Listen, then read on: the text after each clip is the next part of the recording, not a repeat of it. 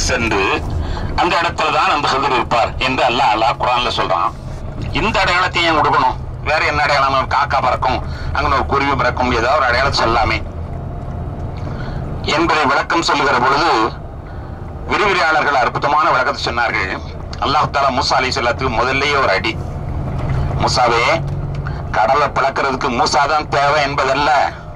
அல்லாஹ் நாடுனா ஒரு பொரிச்ச மீன் துடிதுடிக்க பொரிச்சு எண்ணெயில வாட்டி எடுத்த மீனும் கூட அல்லாஹ் நினைச்சா கடலை பிறந்துட்டு உள்ள போயிடும். மூசா அலைஹிஸ்ஸலாம் கடலை பிளந்தாலும் அல்லவா தன்னுடைய கைத்தடியால் அடித்து 12 துண்டுகளாக பிளந்து 12 லட்சம் பேர்களை சாவடிச்சிட்டு 6 லட்சம் பேர்கள் தப்பித்தார்களே.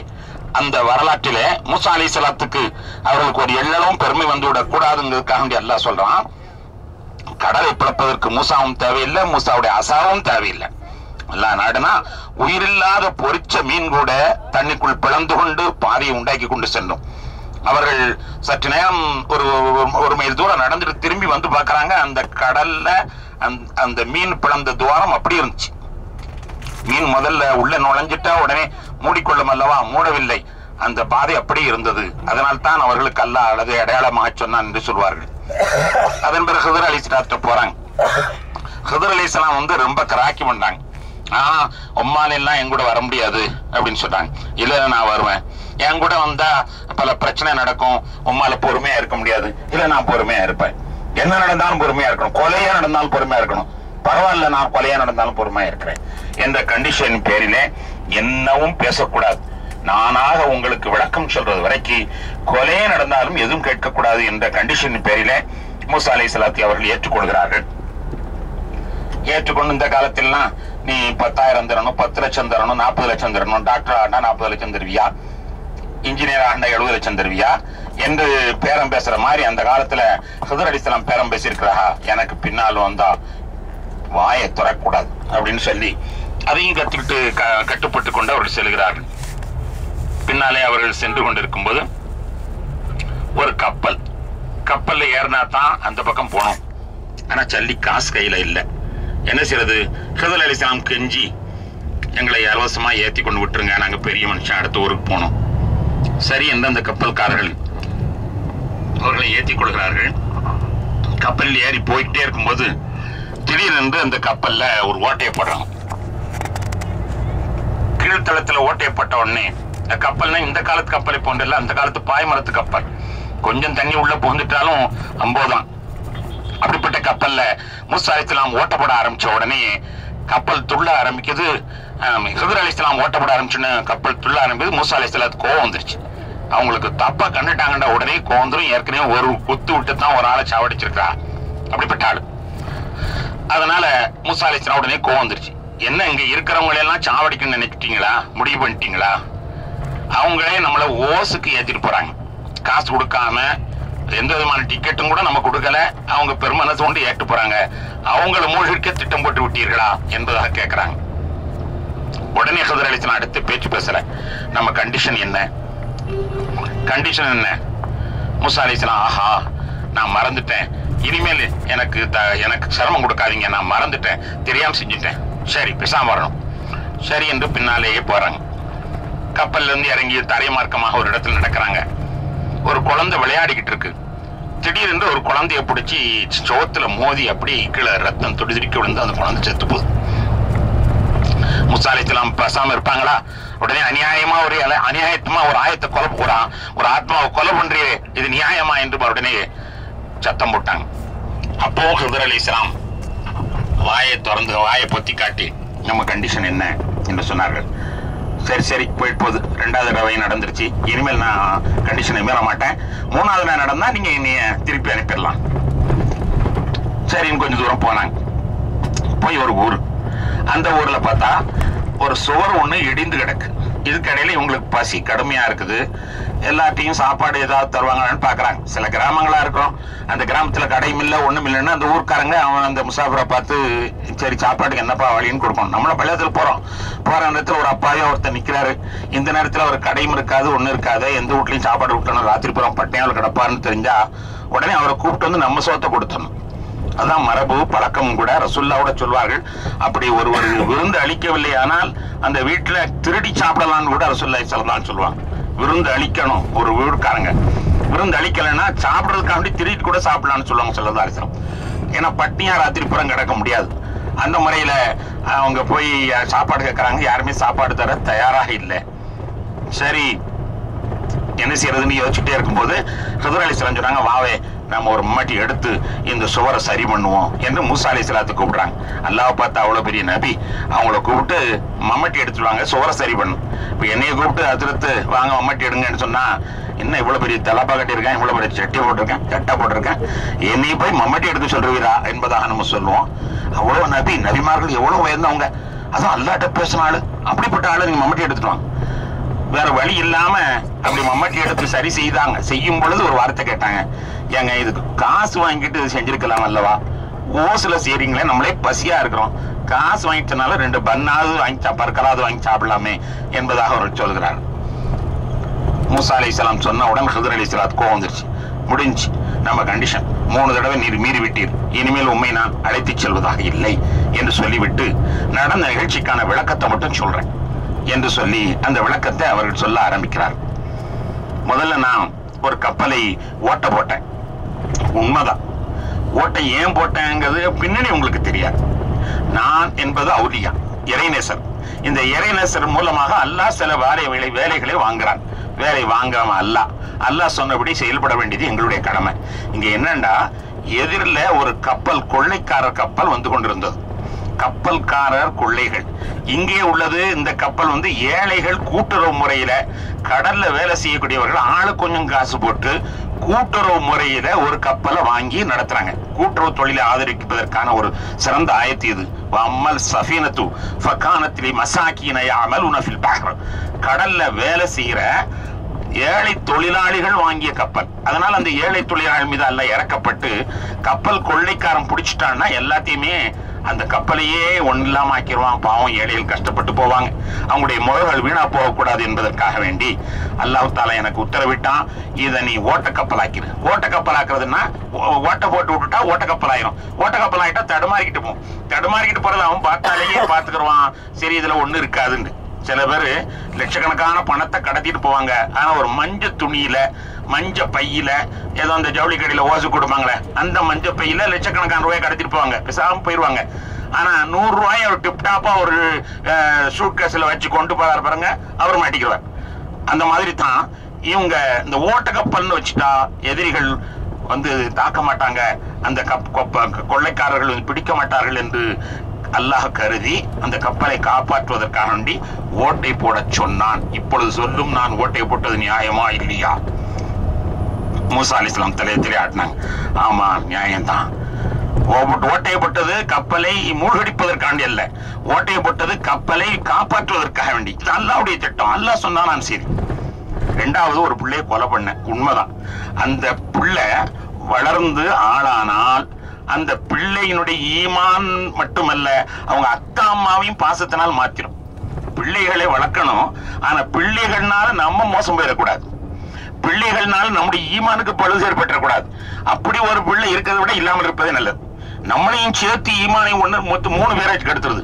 ஒரு பிள்ளை பிறந்து அத்தாமையும் சேர்த்து கெடுத்துருதுண்டா, அப்ப அந்த பிள்ளை வாழ வேண்டியதில்லை. அல்லாஹ்வுடைய திட்டம் அந்த பிள்ளையை சாவடிச்சுட்டு அடுத்து பின்னால குளிப்புள்ள வயத்திலே என்று ஒரு பழமொழி சொல்வார்கள். ஒரு பிள்ளை இறந்துச்சுன்னா அடுத்த பிள்ளை வயத்துல வந்துடும். அந்த முறையில அடுத்த பிள்ளையை நான் அவனுக்கு கொடுத்து விடுவேன். மூத்தாக்கு நல்லா சொன்னா நான் மூத்தாக்க, நல்லா சொன்னா மூத்தாக்கனா. இஸ்ராஃபீல் செய்யற வேலை, இஸ்ராயில் அலைஹிஸ்ஸலாம் செய்ய வேலை நான் வேலையை செஞ்சேன். இஸ்ராயில் அலைஹிஸ்ஸலாம் செய்யற வேலையை நான் செஞ்சேன். அவங்க மறைமுகமாச்சுவாங்க, நான் நேரடி செஞ்சேன். அல்லாஹ்வுடைய உத்தரவின் பேர்ல தான் செஞ்சேன் என்று சொன்ன உடனே கொலை செய்து குற்றமா என்று கேட்டார்கள். மூசா அலைஹிஸ்ஸலாம் ஆமா ஆமா ஆமான்னு தலையாட்டினார். அதுக்கடுத்து 3வதாக அந்த ஊருக்கு போனோம், சாப்பாடு தரல, உண்மைதான். ஆனா நம்ம செப்பனிட்ட அந்த சோறு என்ன தெரியுமா, அது ஒரு 2 ஏழை அனாதைகளுக்கு உள்ள வீடு. அந்த அனாதைகளுடைய தகப்பனார் இறந்துட்டார். அவர் தாம் பிள்ளைகளுக்கு சொத்து சேர்த்து வைப்பதற்கு வேறு வழி தெரியாதனால பணத்தை அப்படி நாணயமாக மாற்றி, தங்க நாணயமாக மாற்றி அந்த வீட்டினுடைய படிக்கு கீழே புதைச்சி வச்சிருக்கிறார். எப்படியாவது நம்ம பிள்ளைகள் வளர்ந்து ஆளான பிறகு அது தோண்டி எடுத்துக்கிறாங்க என்று பதிச்சு வச்சிருக்காங்க. அந்த காலத்து இந்த காலம் மாதிரி பேங்கு ஏடிஎம் கார்டு எல்லாம் இல்லாதனால அவர் ஒரு நல்ல காரியமா அப்படி செஞ்சு வச்சுட்டு போயிட்டார். அவர் இறந்துட்டார். அந்த குடும்பத்துல யாருமே இல்லை, பிள்ளைகள் அனாதைகள் அந்த வீட்டுல இருக்கிறாங்க. ஆனா இப்ப சோறு யதார்த்தமாக மழை பெஞ்ச நேரத்து பெஞ்ச மழையில அது இடிஞ்சு போச்சு. இடிஞ்சு போனா ஊர்க்காரங்க இறக்கப்பட்டு அதை செப்பனிட வந்தாங்கன்னா அவங்க அந்த புதையலை எடுத்துட்டு போயிடுவாங்க, ஏழைகளுக்கு கிடைக்காது. அப்ப ஏழைகளுடைய புதையலை பாதுகாத்து கொடுக்க வேண்டும் என்பதற்காக வேண்டி அல்லாஹ் தஆலா இந்த காரியத்தை பண்ண வைத்தான். அல்லாஹ் ஒரு ஏழைகளுக்கு பணி செய்ய வைத்தான். இது நியாயமா நியாயமா என்று கேட்டவுடன் மூசா அலைஹிஸ்ஸலாம் நியாயம்தான் என்று சொன்னார்கள். மூசா அலைஹிஸ்ஸலாத்து வஸ்ஸலாம் அவர்கள் அப்பொழுதுதான் அந்த செய்தியை ஏற்றுக்கொண்டார்கள். இதை இந்த வரலாறு குர்ஆனிலே சொல்லுகிற பொழுது ஒரு அற்புதமான செயலை சொல்லி காட்டுகிறது, ஒரு அற்புதமான தத்துவத்தை சொல்லி காட்டுகிறது. குர்ஆன் சொல்லக்கூடிய எதுவுமே கதை காலாட்சேபம் அல்ல, அதுல மிகப்பெரிய தத்துவம் என்ன தெரியுமா? உலகத்துல நம்ம பார்க்கக்கூடிய ஆட்சி எல்லாம் ஆட்சி அல்ல, வெளியில நம்ம பார்க்கறதெல்லாம் இது காரணம் அல்ல, நடத்துறவன் வேற. ஆட்டு வைப்பவன் யாரோ ஆடிக்கொண்டிருப்பவர் யாரோ. இங்க நாம ஆடிக்கிட்டு இருக்கோம், ஆனா அந்தரங்கத்துல ஒரு ஆட்சி ஒன்று நடைபெற்றுக் கொண்டிருக்கிறது. ஒரு கப்பல் ஒரு ஆகாய விமானம் தாக்கப்படுகிறது, அது அழிகிறது என்றால் அதற்கு பின்னணியில் ஏதாவது ஒரு காரணம் இருக்கும். அதை செய்கிறது யார்? அந்த பின்னணியான காரணத்தை செய்பவன் யார் என்றால் அல்லாஹ் தான். மலக்கூத் என்று சொல்றார். முல்கு மலக்கூத்து. முல்கு வெளி ஆட்சி, மலக்கூத் உள்ளாட்சி. நம்ம ஒரு கார்ல ஏறி போயிருப்போம், முன் சீட்ல உட்கார்ந்தவங்க திடீர்னு இறங்கி அடுத்த சீட்ல உட்கார்ந்துருப்போம். கொஞ்ச நேரம் கழிச்சு கார் ஆக்சிடென்ட் ஆயிரும். ஆக்சிடென்ட் ஆனோம்னா முன் சீட்ல இருந்தவர் இறந்துருப்பார். அப்ப நம்ம நினைப்போம், அல்லல்லா நல்ல காலம் நம்ம முன் சீட்ல இருந்திருந்தோம்னா நம்மள போயிருப்போம் நினைப்போம். அந்த முன் சீட்ல இருந்த ஒன்ன கிளப்பி பின்னால கொண்டாந்து உட்கார வச்சது யாரு? ஒரு பஸ் போய்கிட்டு இருக்கு, திடீர்னு நம்ம மயிரிழையில உயிர் தப்பிடுவோம். யாரும் திடீர்னு நம்மளை பிடிச்சு இழுத்தா நமக்கே தெரியாது. நாம எப்படி போனோம், குறுக்க போனோம், திரும்பி வந்தோம்னு தெரியாது. மயிரிழையில் உயிர் தப்பினோம் என்று சொல்லுகிறோமே, அந்த நேரத்தை காப்பாத்தினது யாரு? ஒவ்வொன்றுக்கும் ஆண் பிள்ளை பிறப்பது, பெண் பிள்ளை பிறப்பது, ஆண் பிள்ளை மொத்தாவது, ஆண் பிள்ளை மொத்தாவது, அரசாட்சியம் கிடைப்பது, அரசாட்சி கொடுப்பது, தூத்தில் முல்கமன் திஷாவத்தன் ஜொல்கல் முன்கன் எல்லாம் நடத்துறது அவன். அங்க உள்ள உட்காந்து நம்ம பம்பரை தாட்டி உட்காந்துட்டான். இங்க வெளியில பொம்மை ஆடு, பொம்மை என்று நம்ம ஆடிக்கொண்டிருக்கிறோம். வெளியில பார்க்கக்கூடிய ஆட்சிகள் எல்லாம் ஆட்சி அல்ல. பார்த்தீர்களா? வெளியில பார்க்கிறதுக்கு ஒரு கப்பலை உடைக்கிறதுதான் தெரிஞ்சிச்சு, ஆனால் ஒரு கப்பலில் இருந்து காப்பாற்றினது தெரியல. கப்பலில் இருந்து காப்பாற்றினது அல்லாஹ்வுக்கு தான் தெரியும். ஒரு கப்பல் உடைஞ்சதுதான் உங்களுக்கு தெரியும், ஆனா அதன் மூலமாக ஒரு கப்பல் காப்பாற்றப்பட்டது என்பது நமக்கு தெரியாது. அதே மாதிரி ஒரு பிள்ளை செத்ததுதான் ஓன் அழுவோம், ஆனா செத்ததனுடைய பின்னணி என்ப, அதனால அடுத்த பிள்ளை ஒரு சாலியான பிள்ளை பிறந்தது என்பது நமக்கு தெரியாது. ஒரு சுவரு யாரோ செப்பனிட்டு இருக்கான்னு நினைக்கிறோம், ஆனா செப்பிட்டதுக்கு பின்னால் என்ன இருக்குது? ஏழைகளை அல்லாஹ் தஆலா வீணடிப்பதில்லை, குற்றவு தொழிலாளிகளை அல்லாஹ் வீணடிப்பதில்லை என்பதற்கான ஒரு அருமையான தத்துவமாக இருக்க போய்த்தான் நபிகள் நாயகம் ஸல்லல்லாஹு அலைஹி சொன்னாங்க, ஆஹா நான் மட்டும் மூசா அலைஹிஸ்ஸலாம் இடத்துல இல்லாம போயிட்டேனே, மூசா அலைஹிஸ்ஸலாம் இடத்துல நான் இருந்திருந்தேன்னா இன்னும் கொஞ்சம் பொறுமையா இருந்திருப்பேன், இன்னும் 10 வரலாறு நடந்திருக்கும். அத்தனையும் குர்ஆன்ல உங்களுக்கு சொல்லுவான்ல. இப்ப உங்களுக்கு 3 விஷயம் தான் சொல்றோம். உதாரணம், மறைமுக ஆட்சிக்கு 3 விஷயம் தான் உதாரணமா சொல்லியிருக்காங்க குர்ஆன்ல. மூசா அலைஹிஸ்ஸலாம் செய்ததை நானாக இருந்திருந்தால் பொறுத்திருந்திருப்பேன், எத்தனையோ நிகழ்ச்சிகள் நடந்திருக்கும், அத்தனையும் குர்ஆன்ல சொல்லுவான். அப்ப இன்னும் கொஞ்சம் தெளிவாயிரும்ல மனிதர்களுக்கு. 3 உதாரணம் காட்டுறதை விட 30 உதாரணம் காட்டா சிறப்பாக இருந்திருக்கும் அல்லவா? அல்லாஹ் யர்ஹமுல்லாஹ் மூசா அலைஹிஸ்ஸலாத்துக்கு அல்லாஹ் ரஹமத் செய்வானாக. அவங்க பொறுமையா இருக்கல, நாம இருந்திருந்தால் பொறுமையா இருந்திருப்பேன் என்று ஸல்லல்லாஹு அலைஹி வஸல்லம் சொல்றார்கள். கணியத்திற்குரியவர்களை கொஞ்சம் யோசனை செஞ்சு பார்த்தோம்னா ஆழமான பல தத்துவங்கள் இருக்குது. ஏற்கனவே மூசா அலைஹிஸ்ஸலாத்து வஸ்ஸலாம் அவர்களை அல்லாஹ் இது ஒரு இடிச்சு காட்டுற மாதிரி தான் இருக்கு. என்னன்னா, இந்த கப்பலில ஓட்ட போட்டு கப்பல் தொழிலாளிகளை நீங்க காப்பாத்துறீங்க, உண்மைதான். ஆனா நீங்க ஒரு கிணத்துல இருந்த மூடி அகற்றி ஒரு ஏழைகளை காப்பாத்தானே இருக்கிறீங்க, பெண் குழந்தைகள் 2 பேரை காப்பாத்தானே இருக்கிறீங்க. அதே மாதிரி ஒரு பிள்ளையை நீங்க சாகடித்ததை பெருசா நினைக்கிறீங்க. நீங்க ஆரம்பத்துல ஒரு பையனை கொலை பண்ண தானே, ஏற்கனவே கொலை பண்ண ஆள் தானே, 2 பேரு தகராறு பண்ணிக்கிட்டு இருந்தா அந்த நேரத்தில் நீங்க நீதி செய்யணும்னு சொல்லி கொலை பண்ண ஆள் தானே.